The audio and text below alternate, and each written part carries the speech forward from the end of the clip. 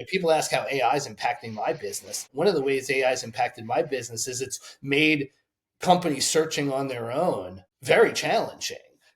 There's a lot of fake profiles out there. There's a lot of people who are expecting things to be fake and not going non-responsive to people that they don't know in their network. But at the end, at the end of the day, as a founder, you need to fill key roles that need to be filled within a timely fashion. And the longer you go without doing that, you're losing time, valuable time.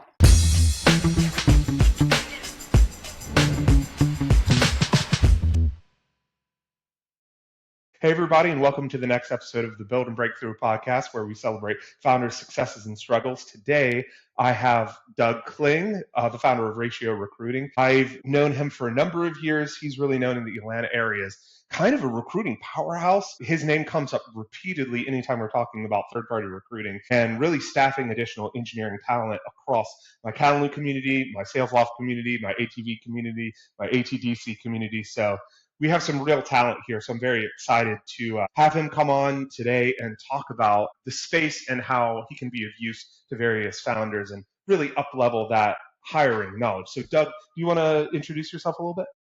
Hey, everybody. Thank you. Hunter, thank you so much for a lovely introduction. Exceeded expectations. Good job.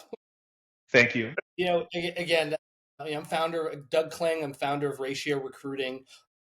I've been in recruiting my entire career, and had the pleasure of seeing all different sorts of technologies take over, bubbles and the internet and now AI. It's an industry that's constantly changing, and I like to think we've been at the forefront of that. Ratio works exclusively with pre-Series A through Series B sized companies. Occasionally it'll be a private equity backed firm, but these are companies that are going through the process of making critical hires that have substantial meaning to the future of the company.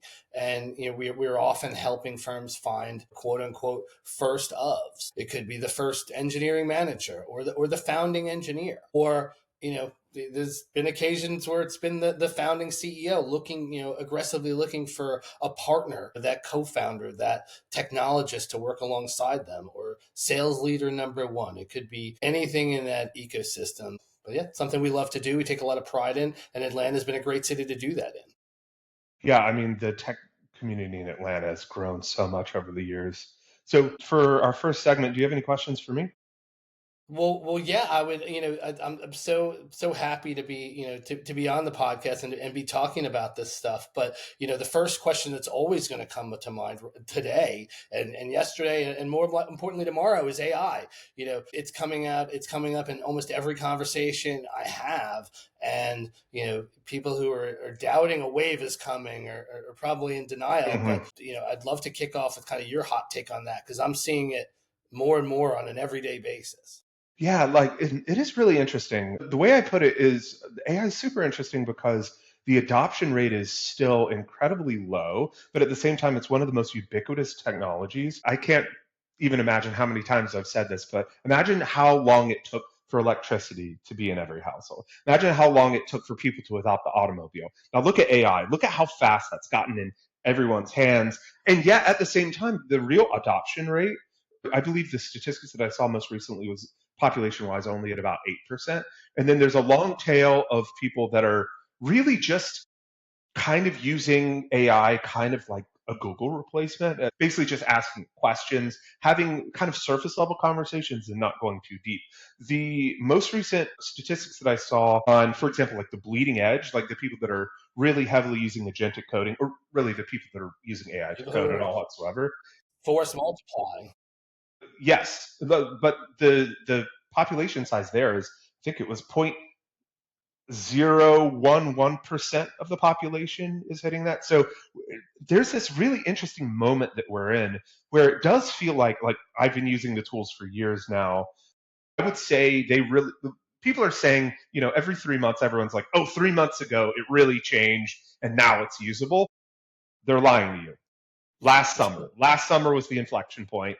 It was usable before that. Like, I used Cursor pretty heavily since Cursor was released and really enjoyed using that. But really, last summer was the inflection point where I feel like two things happened. First of all, the tools became incredibly useful. Now, setup for them still requires significant work. You still require a certain amount of experience and training with the tool. So it's really still not a tool that you can just drop to someone and have them immediately get ROI. There is a spin up time.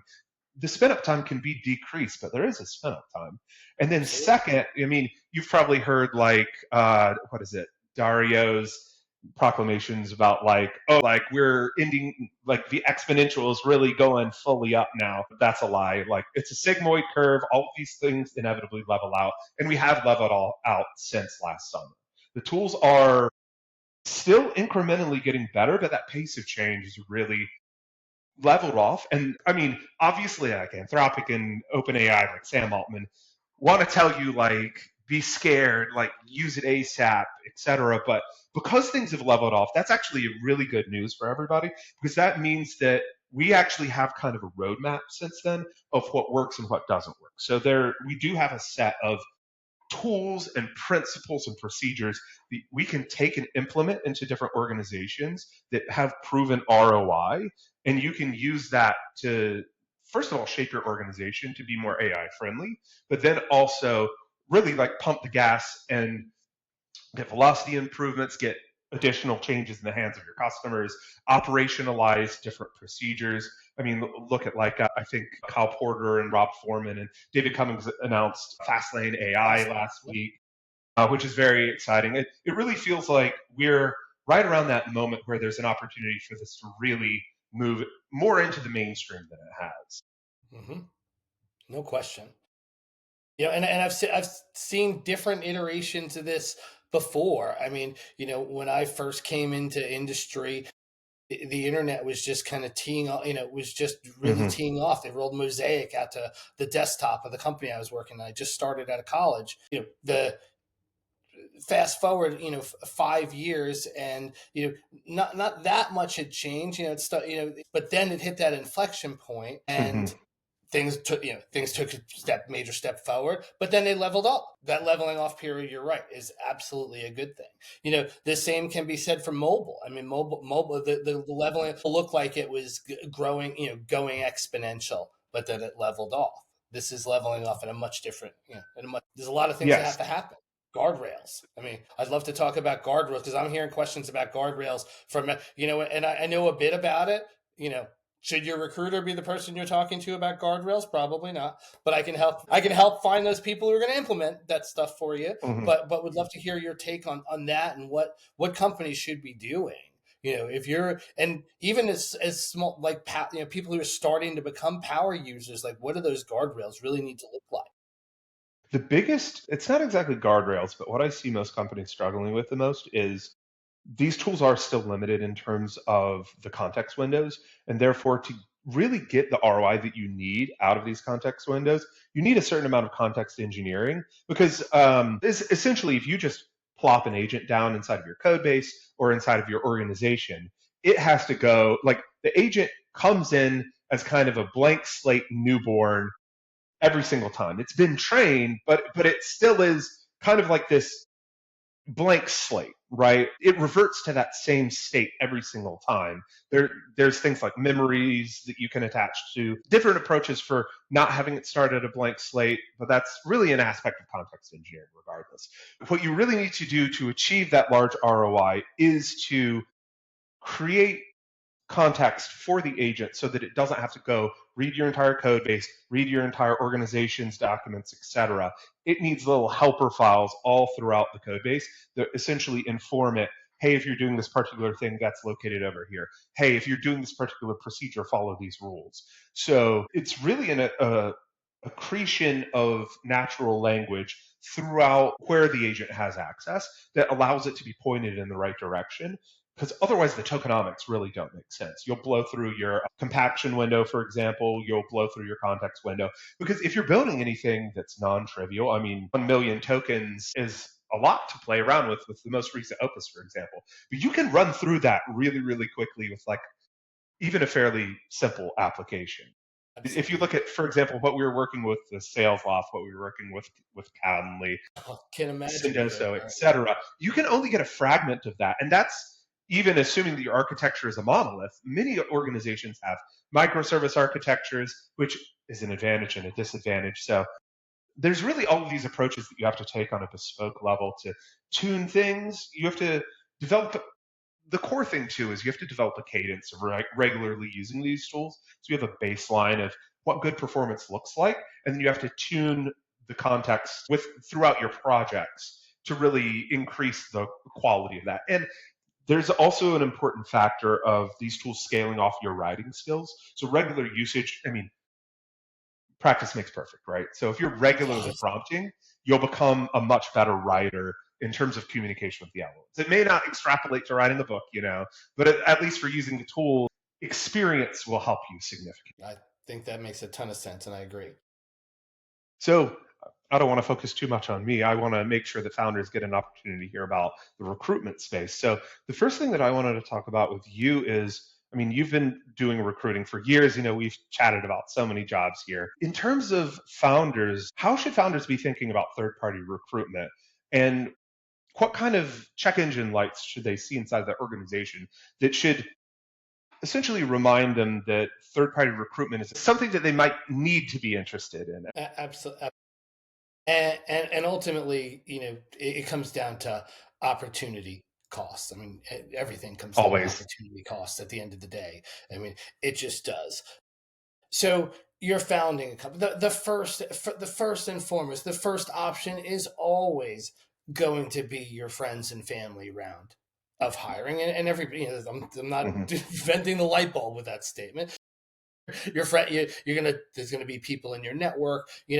Part of being a successful founder is being able to go out and talk to all those people in your network, and tap and be shameless about tapping other people, people's networks that are in your network. You have to have that, it factor to be able to go and do those things, and turn your network into potential, new co-hires for you. I mean, that's first and foremost. But and then that's going to extrapolate out into your investors, whether it be your angel investors or your Series A investors. There's always going to be hires that you can mine, excellent hires that you can mine from that network, who come in as known quantities. But at every point in time, in every startup's journey, there's going to be, okay, well, we need this. It could be the first designer for the product. You don't have any visual flair in network, and you're not even 100% sure how to interview for that person because you haven't hired that person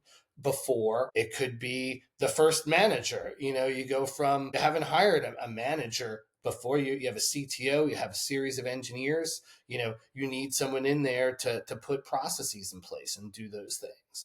And both of these things I'm talking about are real examples of clients that I'm working with right now. But if that's not readily available in your friends and family network, you got to find a way to solve that problem. Well, 2 years ago, a lot of founders and a lot of execs in startups were very active mining LinkedIn and doing their own recruiting, and that's a very normal thing to do, and they can be effective at that. They can go through outreach tactics, but ultimately that's not what they're best at. It's not really scalable. But you can hit some gold in that. Absolutely, that's less likely to happen now than it was 2 years ago. That's one of the, people ask how AI is impacting my business. One of the ways AI has impacted my business is it's made companies searching on their own very challenging. There's a lot of fake profiles out there. There's a lot of people who are expecting things to be fake and not respond, going non-responsive to people that they don't know in their network. So, but at the end, so at the end of the day, as a founder, you need to fill key roles that need to be filled within a timely fashion. And the longer you go without doing that, the time you're losing, time, valuable time. Again, it depends. But if it's a mission, my recommendation, if it's a mission critical role, you've tapped your founders, you're considering going off on your own and searching for this, and running posts, and doing job ads. Gosh, good luck with that. Oh man, LinkedIn is so saturated for that. It's insane. I don't know It's just anyone one. that's still actually doing job ads on LinkedIn anymore. Yeah, I mean, I You, haven't done a you'll job you'll ad. get what, like They get blown up. Well, I was going to say, I'm trying to remember the specific number, but I think one of the founders of my network put a job ad out on LinkedIn and there got something like 8,000 applications in an hour, of which something like 95% were immediately disqualifiable, fraudulent, or otherwise problematic. The fraudulence becoming more and more common. Yeah, there's plenty of malicious fraudulence, but there are people that are seeing that job and having ChatGPT help tweak their resume a little bit and aren't necessarily even thinking about what's going in. Are they stretching the truth? I mean, sure, absolutely, but those are people that look great on paper and you're like, oh, I want to talk to this, and then you're just burning time and time and time. Hmm.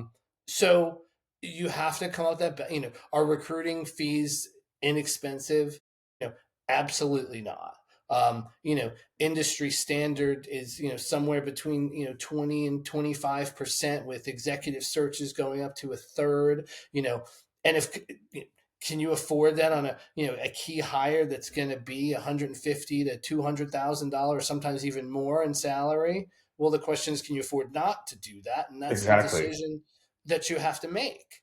The opportunity cost, to your previous point, of leaving these positions unfound for long periods of time can be millions of dollars worth of revenue. It can be tens of million dollars worth of revenue for certain critical hires. So if for example you need a CIO to land a particular deal with, say, Amazon AWS, I'm speaking from experience here, not hiring that person and not being able to run the appropriate project to meet compliance demands for enterprise clients means, I mean, that may be an existential deal flow that determines your next 5 years, 10 years worth of future if it doesn't, permanently damage your brand or whatever. Absolutely. That's the key point, is like, when it's something that your org requires, especially if it's a skill set that it's lacking.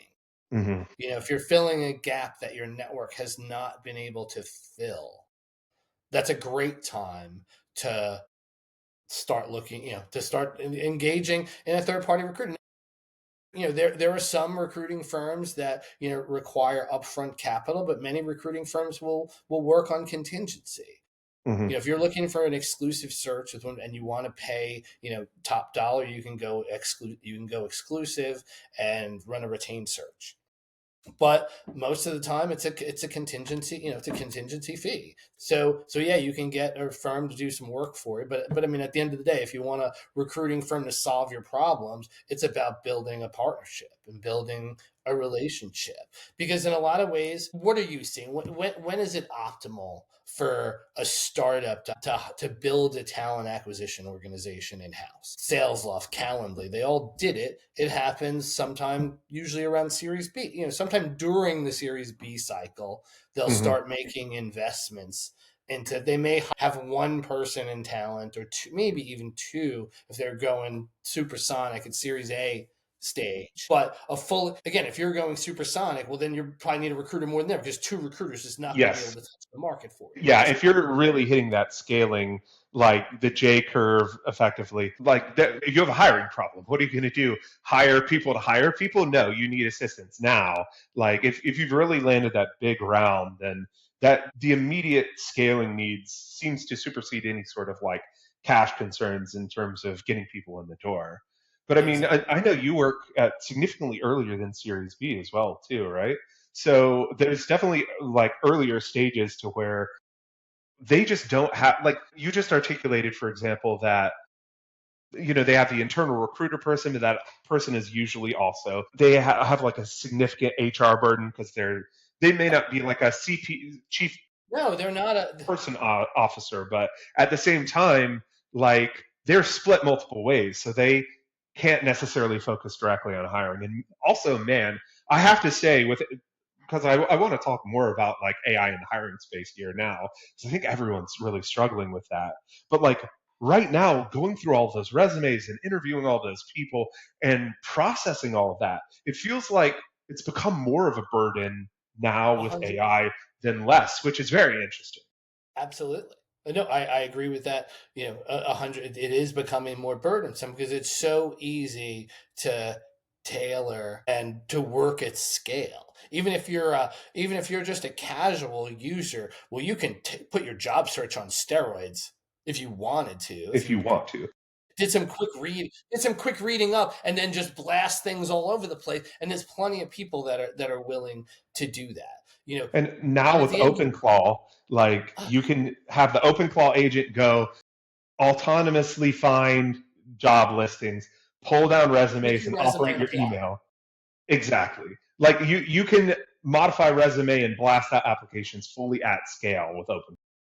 So what founders really need is to hire an operator who's going to be out there, liaising, for lack of a better word, Right.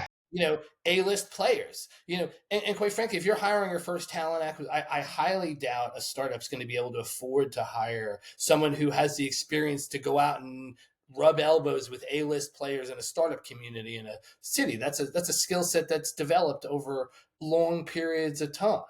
you Hmm. know so when you need to cut through that AI noise. Well, you got to get and go IRL, man. You need someone who's going to be Absolutely.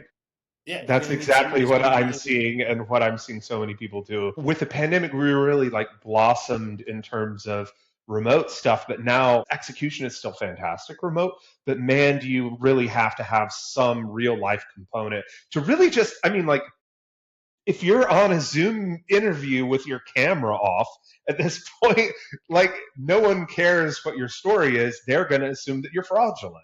Like there's so many tools for that. So, I mean, down this particular line, I wanted to ask you. I know that your activities are mostly you reaching out to other people as opposed to having people apply to you.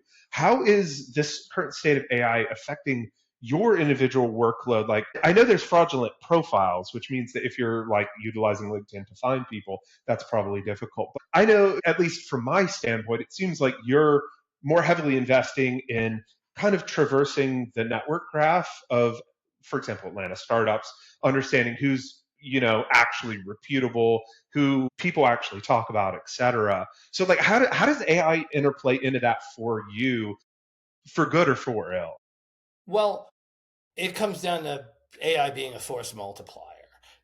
I run a small agency. The fact that I have access to tools, and I've been a paying customer from ChatGPT since they started allowing paying customers. And the ability to use that force multiplication capability allows me to do more with less. I mean, a little bit I've been using, it's very, very, very timely. I got a warning on my LinkedIn recruiter account today, and I believe it seems like it's because I've been using the ChatGPT browser for a while, and Really I think LinkedIn finally figured out that some of the work I'm having ChatGPT do within my browser is acting as a second user on my license, and they're trying to. interesting. I just got a warning about it to that. Yeah, I've got to get to the bottom. I've got to talk to my rep and figure it out. But yeah, I mean, it allows it. For me, it's about AI being a force multiplier. From when it comes to getting in touch with people, I'm in the fortunate position where,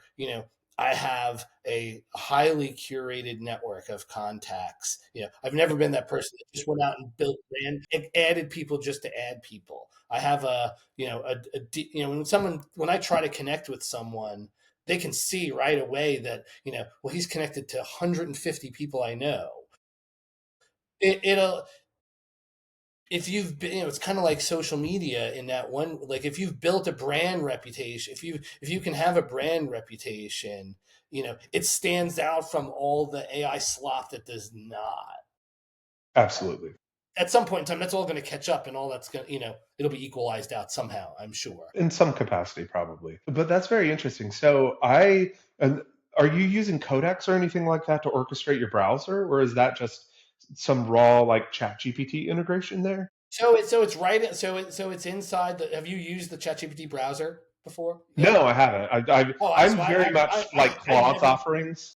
Yeah, so I Claude as well, but I've been a ChatGPT user for a while. So I've really been using their browser since they allowed users to use it, and I can get it working inside. Like I can have it search one page, and I can feed in. Okay, well, on this page of 25 recruiter hits, I want to evaluate for all these, so I don't have to. So I'll set it up at night on a bunch of pages set up, and I'll have it running, and then I can come in the next morning like, okay, well, here's some piece. This one might be worth looking at. That one, it'll save me a lot of the busy, and allow me to focus closer to the money. That's very cool, actually. Now that you've laid that out, I have a personally similar use case that I've been exploring OpenClaw for. I've run into my own set of technical issues that have prevented me from actually executing on it, including version mismatches on my CPU architecture. But now knowing that you can do something like that with the ChatGPT browser, that sounds like something I should be checking out to see if I can Yeah, use that. it's really it's working for me. I haven't figured out how to get it to move through there's some things I need to figure out so I can have it do more work with less input from me. So, Of which is course, what yeah, that takes time. I want to do, more with less immediately. Absolutely, absolutely. I think that's very valuable. I have a feeling there's a number of founders that I talk to that they're aware of like ChatGPT, but you're actually the first person I've talked to that uses the web browser for like an actionable use case like that. So I think that's very interesting. But First mover. yeah, exactly. Doug, I want to be respectful of your time. Oh, no, please. So do you want to plug your pluggables? Um, yeah, I mean, ultimately, I've built a career around helping early stage companies find those key hires that move the needle. If you're a founder and you're looking to hire that key first of hire, whatever it is in your ecosystem, I'd reach out and let's talk about it. If I'm a good fit, if Ratio is a good fit, we're a good fit. If we're not, we're not. But yeah, would love to try and help and offer any advice I can. And on the flip side, if you have experience working in startups, or a place you really want to be, and are looking to make that great move for yourself, or even just looking to talk through how to do that stuff, reach out and connect as well. Would love to talk through my industry knowledge and what you want to do. And any person I talk to, I want to learn about what they want to do and what their career goals are, and where they want to take things. If that aligns with being part of an earlier mid-stage startup, we're going to have a great long business relationship. If it's not, maybe I can help in other ways. Yeah, and I mean, I'm biased personally, but I know you're a fantastic resource just for like grabbing a coffee and talking about the current state of the tech market and just keeping a pulse on things too. So whether you're currently in startups or interested in joining startups, I think you're a great resource for people to reach out Well, to and have thank coffee you with. so much, Hunter. I My appreciate it, and pleasure. I really respect everything you're trying to do. I think you're really going to help a lot of founders, improve how they go about their business, and I think you have a lot of knowledge that you're going to be able to impart with people about stuff that's moving very quickly in industry. So please let me know if I can help in any way. Absolutely. I mean, I can only try, right? But Doug, thank you very much for your time. This has been fantastic. I think we have a large amount of really actionable guidance for founders here. So I'm Oh, excited for people to take this and run with it. And awesome. for everybody that's been watching, thank you very much for watching. This has been another episode of the Build and Breakthrough podcast. And I hope all of you have a fantastic day. Peace. Thanks so much.